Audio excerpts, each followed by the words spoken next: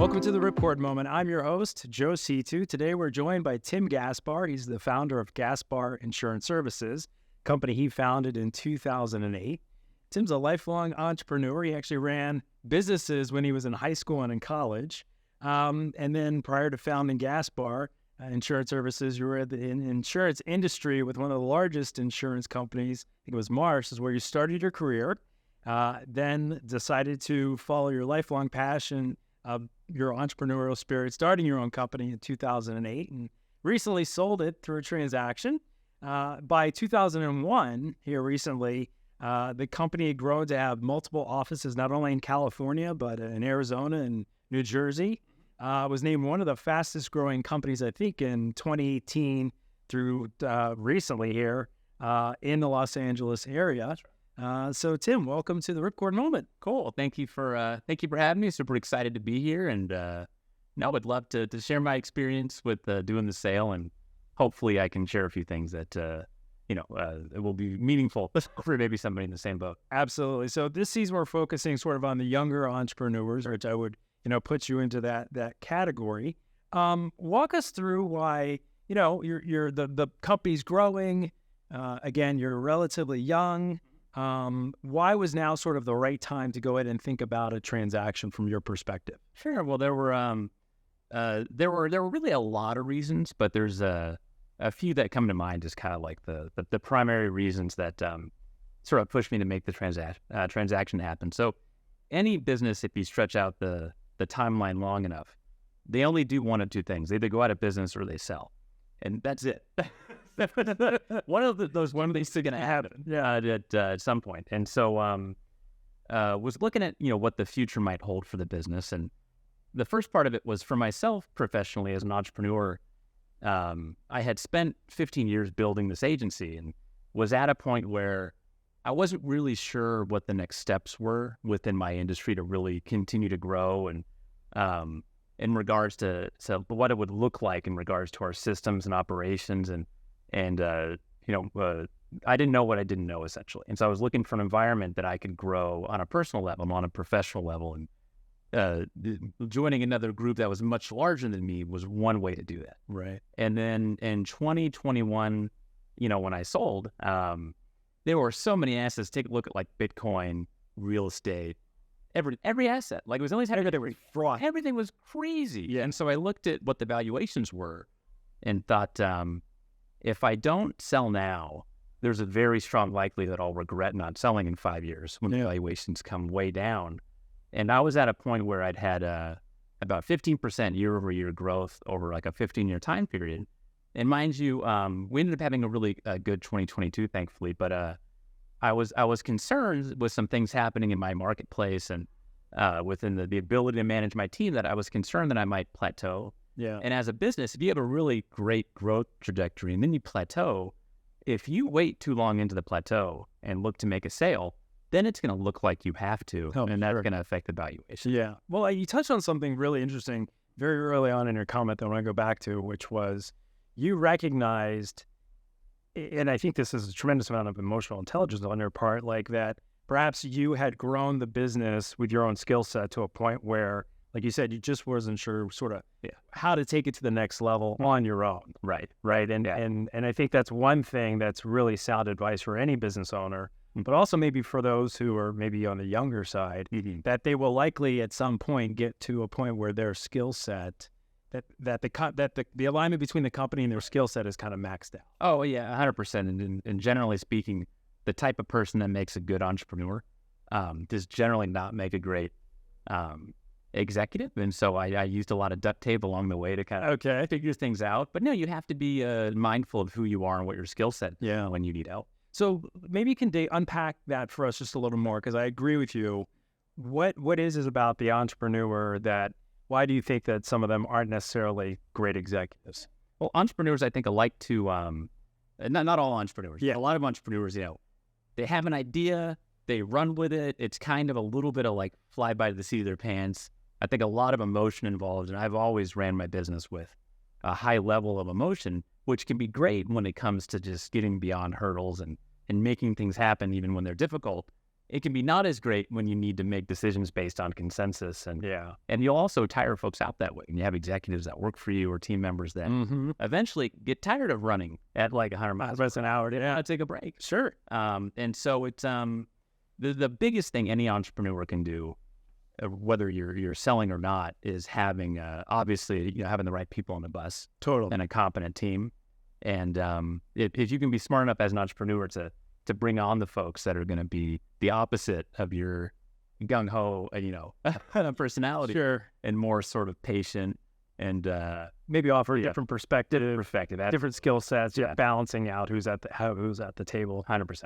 Yeah. How some people aren't always open to having additional sort of perspectives at the table, especially those who are the ones who kind of are the visionary, have a clear thought of what they want this thing to unfold. Right. So was that something that just naturally came to you because of who you are? Or is it something you had to learn to incorporate into how you ran the company? I think, I generally learn things the hard way, as I like to say.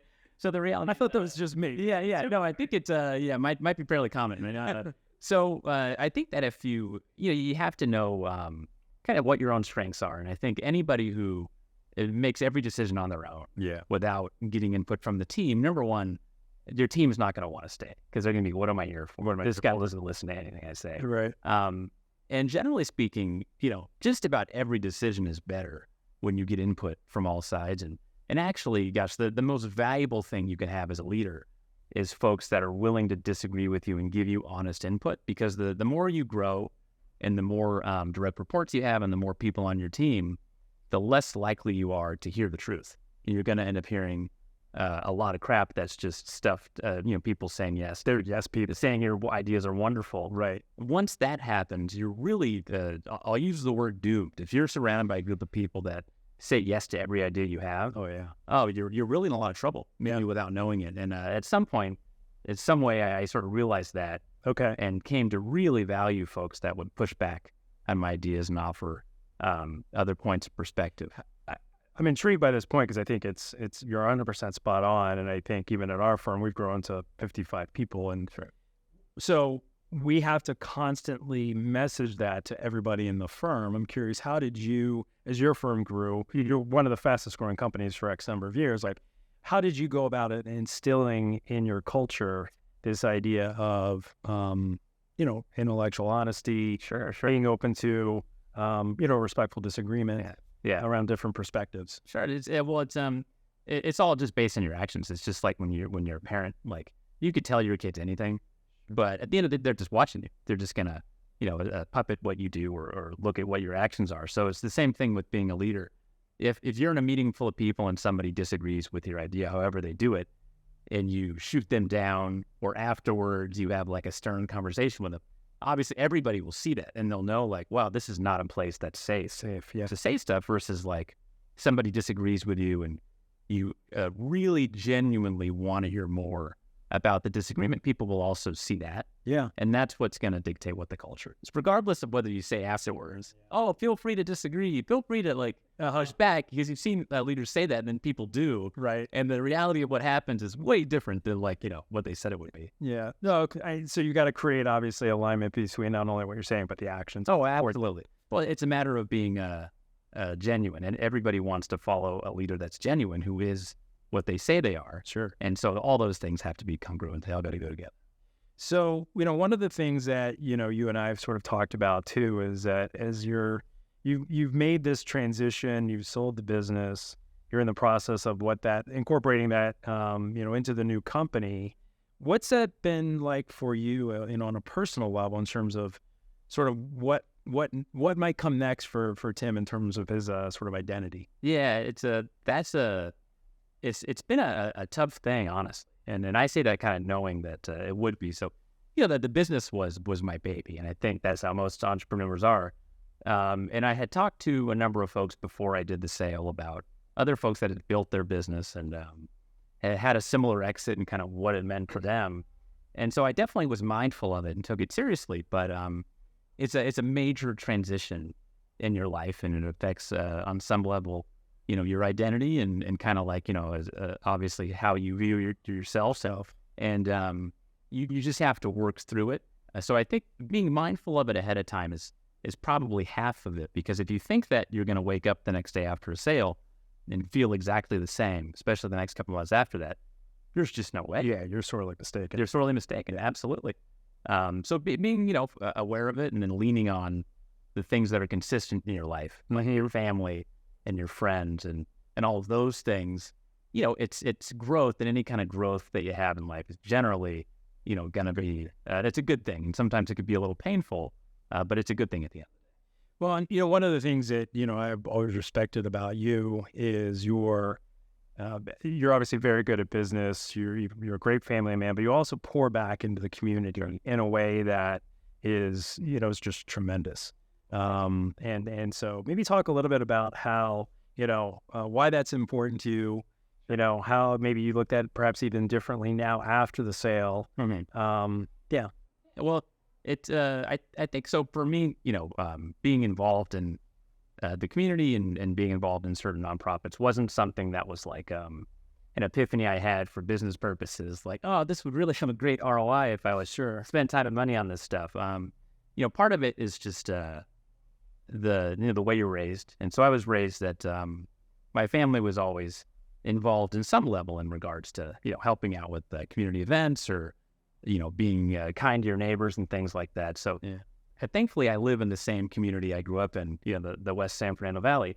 And so I feel a connection to the community. And I'm a big believer in life that we all have a responsibility to give back to where we grew up. It's not a situation where you can just point at stuff and complain about how things are going. Sure. If you don't like the way something is going, you need to you're the one that has to make the difference.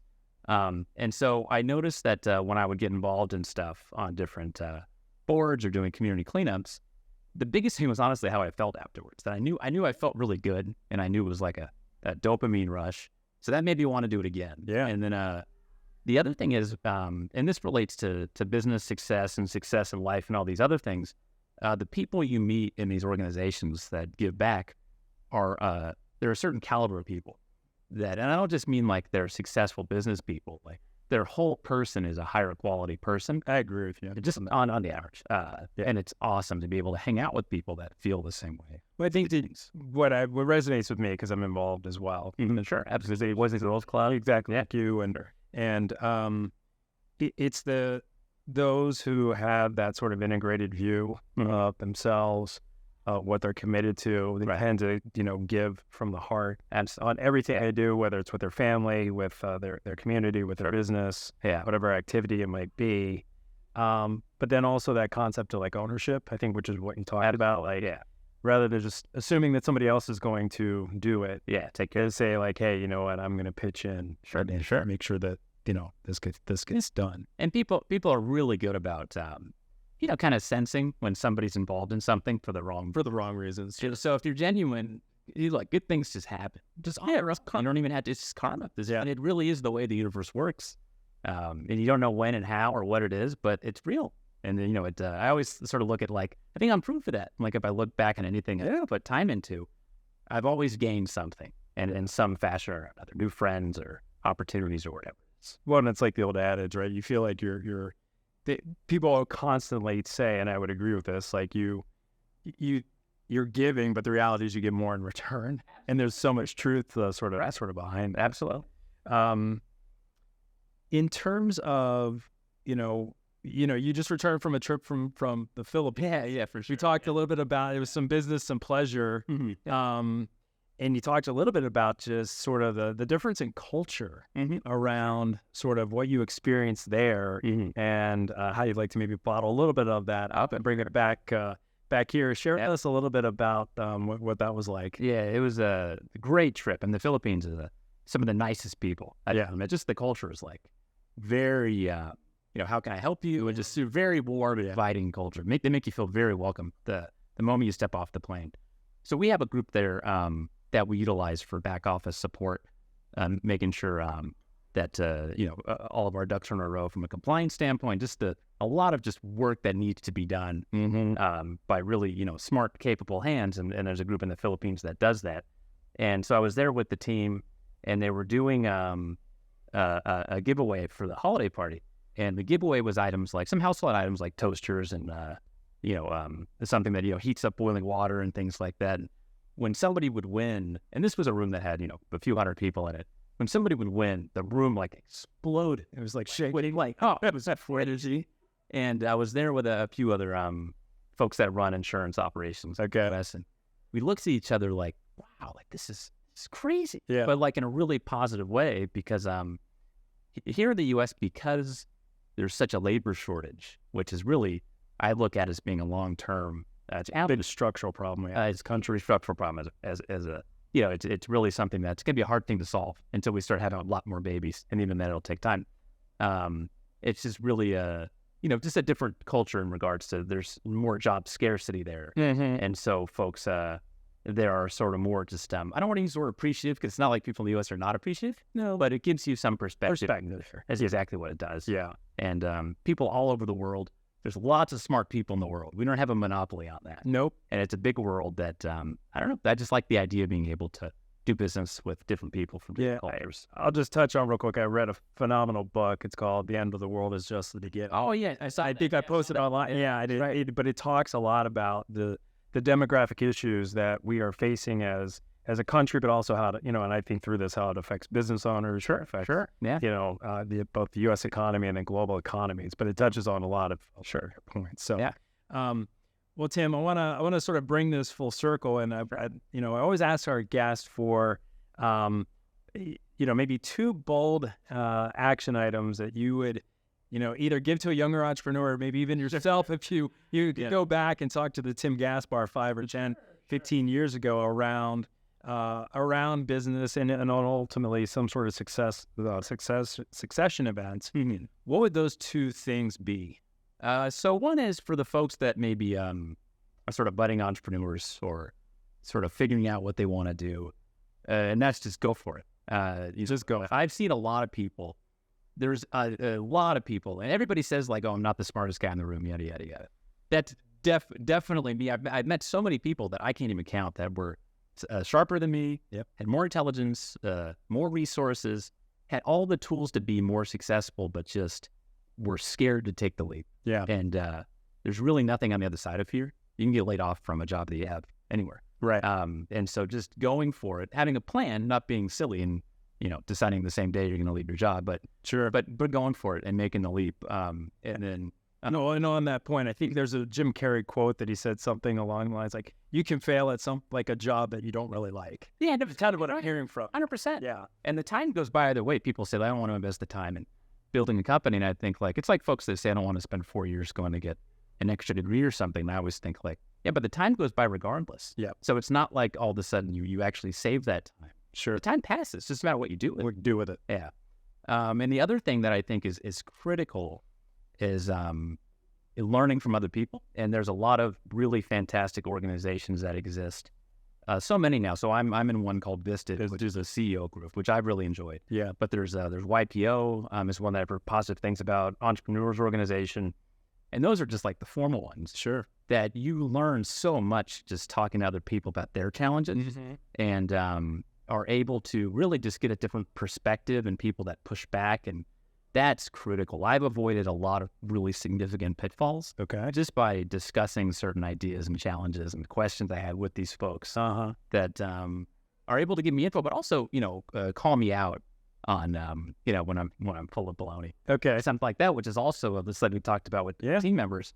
It's critical to keep you in check. Accountable, honest. Absolutely. Wonderful. That's sound advice, Tim. I really appreciate it. And find a great financial planner too. Well, that certainly helps, and I'm grateful that you've entrusted Orton and myself to work very closely with you. And Tim, we've known each other I think since 2011. Yeah, your success is just been amazing to watch. And I'm also looking forward to seeing where you go over the next 10, 20, 30, 40 years. I appreciate it. Thank you. Thanks for being on the podcast. We'll go ahead and sign off. And this is Joe Seetoo from the Ripcord. We'll see you next time. Awesome. Cool. All right. Thanks, buddy.